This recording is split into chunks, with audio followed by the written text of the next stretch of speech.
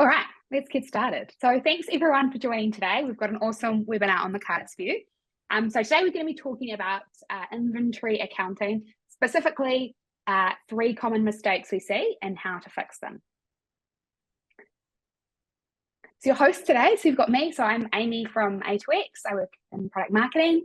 And then we've got the inventory expert himself, Chris, co-founder of Finale Inventory. So thanks so much for being here today, Chris, and looking forward to diving into some of these mistakes with you. So if you're attending today, you might have heard about Camp A2X, or you might have seen some of the posts on social, or you might have actually attended Camp A2X. But if you haven't heard about Camp, it's an event where A2X brings the best minds in e-commerce accounting to a lakeside spot in Ontario. It's about 2 hours out of Toronto, and we spend 3 days learning and sharing from each other about all things e-commerce. So over the 3 days, there was a lot that was discussed, but inventory was a very, very popular topic. So some of the themes that came out of that was that there's a lot of friction in inventory accounting. So sometimes there's not a lot of clarity and there's confusion around who is responsible for what. So is it the seller that's responsible for a process, or is it the accountant? A lot of that comes down to not always having a documented process. And so the lack of clarity of who's doing what. But when it's properly tracked and recorded, it can cause some big headaches. So from an accounting perspective and from an operations perspective. And one thing that definitely came out of it was that the right technology, when used as part of your process, can help overcome a lot of these challenges. And big spoiler, there's a new integration coming that will perhaps help you even further. So this year was our second year running Camp, and we had some partners come along, and Chris was one of those partners. So Chris, you're at Camp. Did you want to share a few of your thoughts? Yeah, absolutely. Yeah, Camp was a great experience. I think it's a real credit to the A2X team for kind of organizing and putting together such a group of experts to really learn from each other, kind of all in one place. And a couple of things. One was, even outside of the session, just how much inventory and, kind of working with inventory was a real, hot button topic throughout the session. And I think it's because of the fact it's a bit of an unsolved problem, right? So it really is, even at its best, requires different groups, operators, software vendors more on the financial side, and also software vendors that are more on the logistics side to really come together with processes across all. And I think that is still, I think it's kind of unique. It's a little bit different than the income accounting that on the income side or even on the purchasing side. But also just the other thing that really came out was just how much the folks in the room really did value having a solution that, is beginning to attempt to integrate this together and beginning attempt to get a higher level automation. So being able to see the reaction in the room from having an integration with A2X and Finale, and kind of what the promise of what that would bring. So those are kind of my big two takeaways. Yeah, absolutely. I think I heard quite a few times people saying things like, I'm glad I'm not the only one in this position, because I think with e-commerce, it can be not necessarily lonely, but it's not an area that is, as popular as some of the other accounting areas. So it's awesome to hear these people come together and share that they're having these problems. And like you said, it's a bit of an unsolved one. So on the back of that, that's where this webinar has come from. So as I said, we're going to cover 3 common mistakes. So those 3 mistakes that we're going to cover are not having a process for correct and timely inventory tracking, failing to account for inventory write-offs and losses, and incorrectly valuing the inventory. After we've covered those mistakes, we're going to have a little bit more information about what Finale does and what A2X does. And then we'll have time for questions at the end. So if you have questions as we're going, definitely feel free to pop those into the Q&A box, and we'll answer those at the end. All right, so let's dive into the mistakes. So as I said, mistake number 1 is not having a process correct and timely inventory accounting. So what does that look like? So many sellers will update their inventory accounts, having a very manual process, or they might not have a process to do this at all. The problem with that is that it can lead to discrepancies, stock outs, and overstocking. So this might look like tracking your inventory in a spreadsheet, perhaps, or in a different channel. A lot of sellers might use Shopify, for example. Hopefully it's not on a clipboard or a piece of paper, although I'm sure you've seen it all, Chris. So not having a process can lead to a lot of problems. And so, Chris, obviously this is something that you have seen a lot. So did you want to share some examples of what you've seen? I'm sure the folks on this call probably have seen a lot as well, but I think my two favorites was one of our new customers a few years ago produced a video for our offsite and described her situation was, her accountant would ask her how much inventory she said, and she would say, I have about a garage full, because she was doing her business out of her garage. And actually just this past August, we were at the Walmart Seller Summit, and I thought I'd heard about her sheet of paper. I heard, spreadsheets. He came up and he had very, very proud of the fact that it was all in his head. He knew where all the numbers were in his head, and kind of over his shoulder was his operations, this is the owner, and over his shoulder was the operations manager saying, no, this is bad. So yeah, it can be pretty bad. And, but diving in, there's two areas that I think really come up again and again. One is, companies very often are doing kitting and bundling. They're very important reasons from a business standpoint in terms of getting a little bit more, a little bit less price transparency, being able to get a bit of a more of a premium price, while still not having to have a completely branded or having your own manufacturing process. So that tends to be a real problem anytime you're getting kitting and bundling. And then the other one is, I've been sort of called the Amazon FBA black hole, right? And so you get in a situation where you might have processes that are working inside of your organization, inside your own warehouse or with your 3PL. And then what you see is inventory goes to FBA, and maybe people are looking at the fulfillable number and they're not looking at all the items that are in other states like FC Transit or unfulfillable. I'm sorry, not unfulfillable, other types of reservations, or the inbounding process. And what you'll see then is you'll see inventory valuation month to month going up and down, basically as inventory is coming in and out of the record keeping that they have. And so that's kind of the other one we see a lot is, even if things squared, when we see this in companies with 50 or 100 million in revenue and pretty sophisticated processes, and this is still a really big issue. So those are two big ones that we see. Absolutely. I think multi-channel is a really good point because it perhaps might be quite manageable if you are a sort of size and maybe selling on Shopify. It might be that managing your stock out of Shopify might work at that point. But certainly when you're getting to a point where, you're selling across multiple channels, you've got multiple people perhaps fulfilling the stock, it's really important to have a process. And I mean, some of the issues that we've got here, we'll talk about those in more detail, but running out of stock and things like that is obviously not a position that any business wants to be coming into. So the good news is there's a solution. So I guess the first part of the solution, we could do this in a spreadsheet, but that is incredibly manual and it can be quite prone to error. So instead you could use a tool like Finale, and that would reduce a lot of the errors. And then also ensuring that you have the right stock levels across all channels. So as we said before, if you're selling on multiple channels, really you need to bring in all of that inventory into one place. And so an automated solution instead of a spreadsheet, for example, can be really beneficial for that. Chris, a question we actually get a little bit, and perhaps multi-channel is part of this, but what would you say is a point where a customer should look to move from a spreadsheet to a tool like Finale? We really see it around $1 million in GMV. It can change a bit depending on the specifics of the business. Some companies don't have a lot of inventory complexity. If they're single warehouse and they have a small SKU count, they could be doing tens of millions. But if you have if you're in a automotive, or if you're in any type of regulated industry, if you're in apparel, if you're in mobile electronics, or you start to be doing omni-channel fulfillment, right? So you're starting to integrate, both FBA and your own warehouse and maybe a prep center. That's really when the number of errors and also the timeliness get to be a real factor, right? So I'd say on average around $1 million in GMV is what we see. Okay. Yeah. Great to know. Or I guess a smaller business if they had really complicated channel and fulfillment.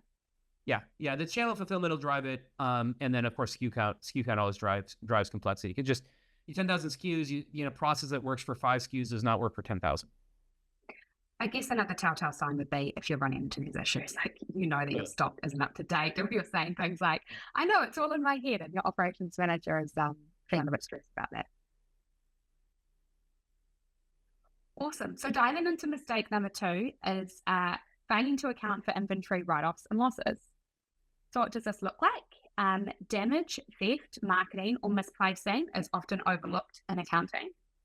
Sellers might overstate their inventory if they don't regularly reconcile their records with the actual physical inventory count. And this can result in inaccurate profit margins and cash flow issues.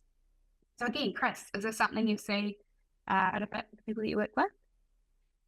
Yeah, I mean, this really gets into some of those processes for kind of exception cases. 2 specific ones that come up a lot are, when doing receiving, do you have a process that goes all the way from the warehouse or wherever you're doing receiving, if it's a 3PL, for exceptions, right? The number of goods received does not match the number on the PO, or there's damages, right? So you have a process that makes it all the way from there back into the finance area. This both is important from the standpoint of payables and making sure you're not paying for things you didn't receive. And it's also important from valuation standpoint. The other big one is on the other side of the house, right? So on marketing giveaways, is a very specific area that's important to pay attention to. Making sure those are getting coded appropriately and being tracked as one of your costs. That also is an area that, again, you need to have a process that goes, kind of cross-functionally. Again, when you're talking about a small business and a single owner or 2 or 3 principals and they're all that's involved, it's a little bit easier. But as that company grows, you really need to have a little bit of attention to detail around these, around these areas. So, we also see theft. Gosh, that really stands out. Is that something that can happen across warehouses? Yeah, absolutely. Theft can happen. There's obviously other things that can happen in the process. I was kind of highlighting too, but yeah, theft is here. If you're doing FBA, right? I think many people are familiar, of course, with the FBA reimbursement companies. That's a real issue. Interesting stories if you actually spend time with folks who have worked in FBA receiving about what actually happens on the dock. So yeah, you do need to really also being attentive from making sure that what you shipped is what they received, and then highlighting issues and tracking the financial impacts. Ideally, you'll get reimbursement, but even if not, you need to factor that in. Both financially and also from an operations standpoint, because you need to know, like, hey, well, I shipped 100, they only have 80. I'm going to run out sooner. I need to know about that so I can get more inventory there and not lose out on sales. Yeah, absolutely. I think it can be quite easy to overlook this and sort of think, oh, it's only 1 or 2 here or there. But when you're actually doing those inventory counts and keeping your numbers up to date, and then actually realizing the financial implications of that. So, if your inventory is overstated, then that's going to cause a whole lot of problems from a financial perspective in terms of distorting the COGS. You might be thinking that you have more inventory in an asset account. You might actually end up paying more tax than you need to. So there's a whole cash flow, for example. You might not realize that you need to order more stock sooner than you do, things like that. So a lot in operational disruptions as well, like you say. So a really important one to get on top of. So the solution for this one, to be honest, a lot of it comes down to having really good process. So a good process for tracking your marketing activities. So if you are giving things away or if you're running promotions, making sure that you have a process to track those and keep track of the stock that you are giving away. Regular reconciliation and stock take. So make sure that you have a process. This is one where you can talk to your inventory expert or perhaps an inventory accountant. It might be that this needs to be done monthly. It might be done quarterly. And that just kind of depends on, I guess, the size of your organization. And then making sure you have standard operating procedures for receiving goods. So as Chris said, making sure that if your stock coming in is supposed to be of a certain quantity, making sure that you're counting those. And unfortunately, a lot of this comes down to actually having to count your stock and making sure that you have the numbers that you should have on your books.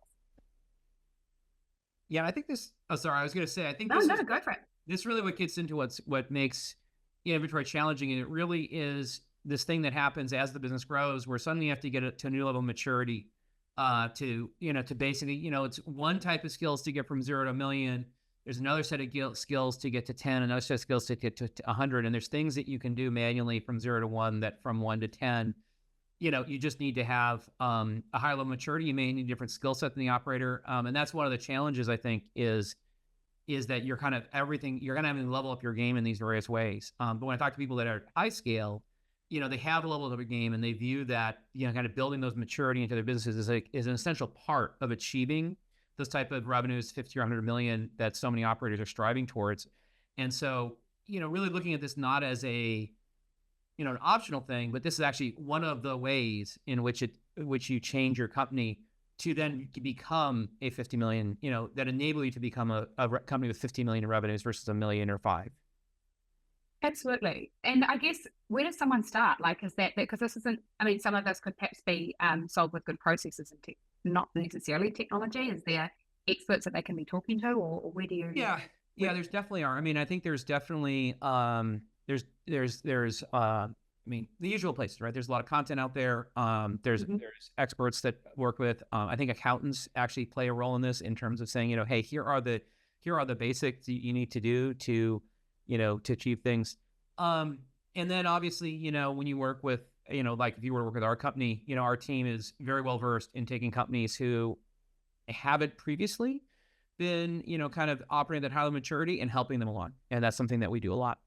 And, some of this people choose to do 3PLs. I think gets you part of the solution, but, ultimately it's still things that you own that you have to value, that you have to track, right?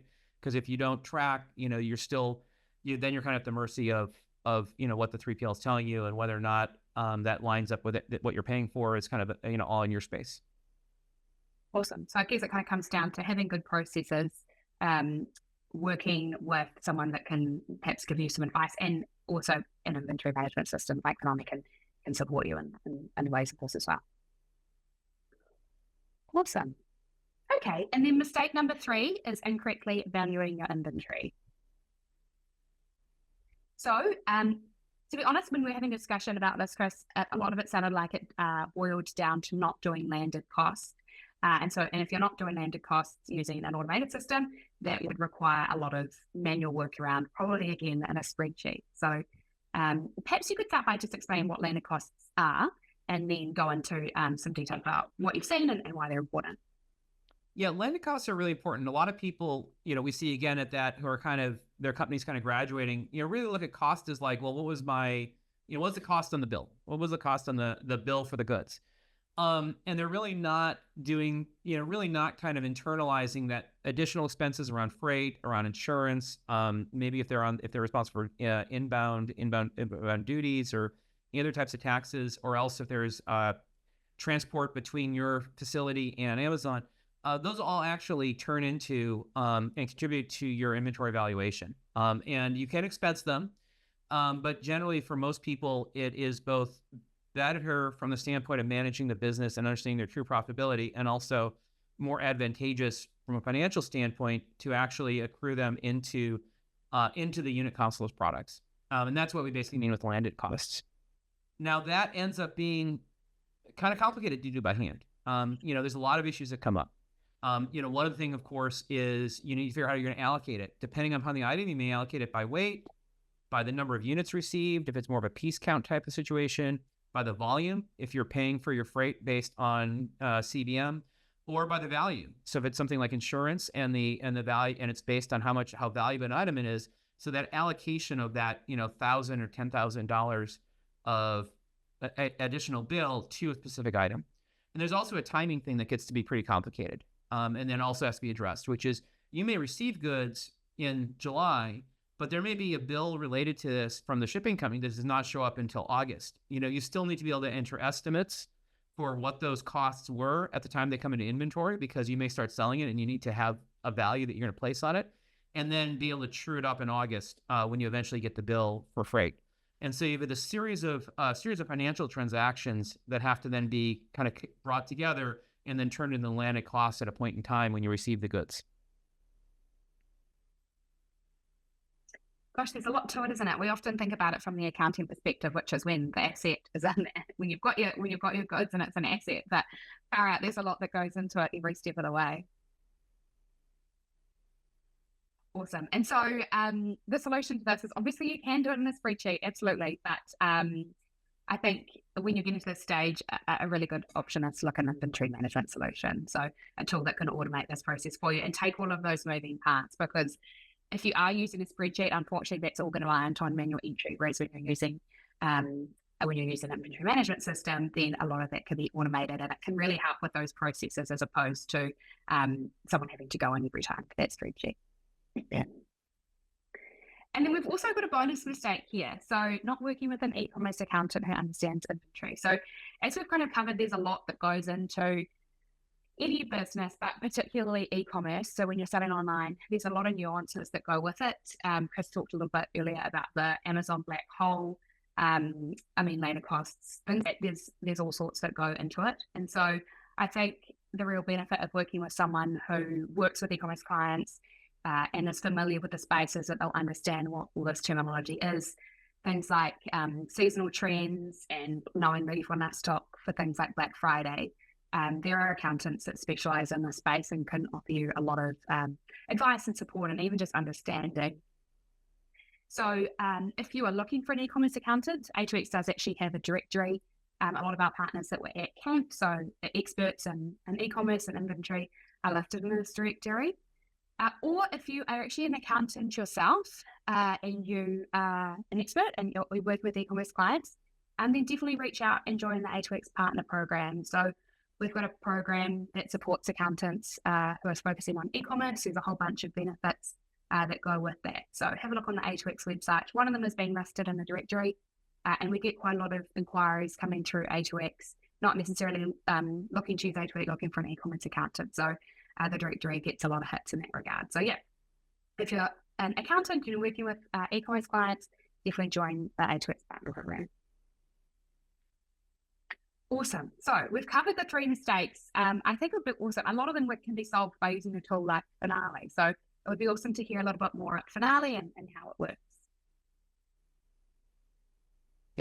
Yeah. So Finale, we're really all about streamlining back office operations for multi-channel e-commerce sellers, right? So, I think when things are simpler, like we talked about earlier, maybe you don't get into these types of products, but as your business is more complicated, especially when you go to multi-channel, you really have a hard time doing that in any one other system. You really need a system that's pulling data from your various channels and the various places you're fulfilling from in a single space. So inventory, we look at that, inventory as a space has really expanded. There's a number of us that call ourselves inventory management systems. And, that's where we were all of us vendors were 5-8 years ago.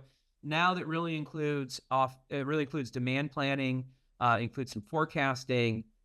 There's elements of financial insights, which you're kind of seeing on the screenshot here, as well as, of course, the integration directly into the general ledger. And then in our case, we include a warehouse management system, as well as the fundamentals that you need for inventory control, and then pushing those stock levels into the various marketplaces.